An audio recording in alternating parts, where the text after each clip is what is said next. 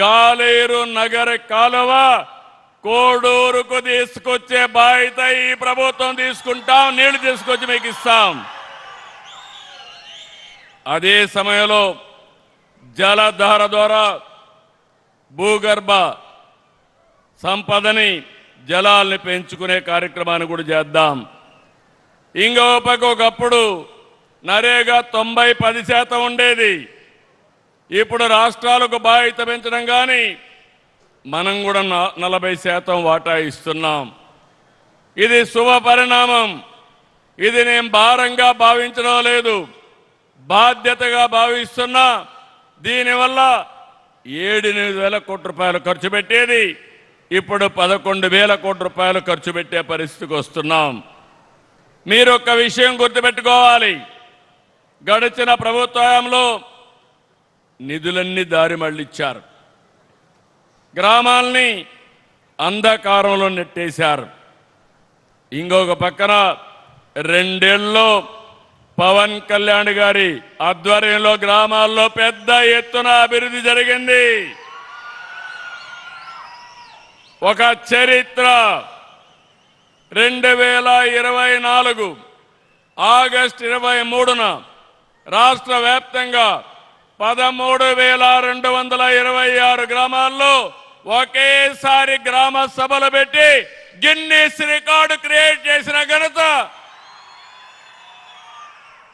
పవన్ కళ్యాణ్ గారికి దక్కింది.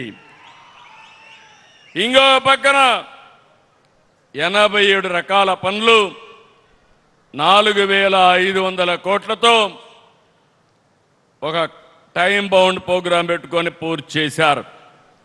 7,000 కిలోమీటర్ల మేర సీసీ రోడ్లు, 40,000 గోకులాలు, 15,500 నీటి తొట్టెలు, 1,07,000 ఫామ్ పాండ్స్, 1,373 కిలోమీటర్లు గిరిజన ప్రాంతాల్లో రోడ్లేసి గిరిజనులు ఆదుకున్న వ్యక్తి పవన్ కళ్యాణ్ గారని చెప్పి నేను మీకు తెలియజేస్తున్నా. 1,66,000 ఎకరాల్లో పండ్ల తోటల అభివృద్ధికి దోహదం చేశారు. 55.44 కోట్ల పని దినాలు కల్పించారు. ఇప్పటి వరకు 16,695 కోట్లు ఖర్చు పెట్టారు. ఈ సంవత్సరం మరో 10,000 కోట్ల రూపాయలు ఖర్చు పెట్టి చరిత్ర సృష్టించబోతున్నారు. ఇందులో మీరు చూస్తే 10,000 కిలోమీటర్లు గ్రావెల్ రోడ్లు, 1,500 కిలోమీటర్లు సిమెంట్ బీటీ రోడ్లు, 500 కిలోమీటర్లు మ్యాజిక్ డ్రైన్లు, లక్షల ఎకరాల్లో పండ్ల తోటల అభివృద్ధి, ఇవన్నిటికీ ముందుకు పోతున్నారు. ఈసారి మళ్ళీ రైతులకు ఉపయోగపడే విధంగా డొంక రోడ్లకు కూడా ప్రాధాన్యత పెడతాం. మీ పొలాలకు రోడ్లు వేసే బాధ్యత ఈ ప్రభుత్వం తీసుకుంటుందని మీ అందరికీ హామీ ఇస్తున్నా. ఈరోజు మీరు చూసినప్పుడు స్వచ్ఛ పంచాయతీ అనేక రిఫార్మ్స్ తీసుకొచ్చారు.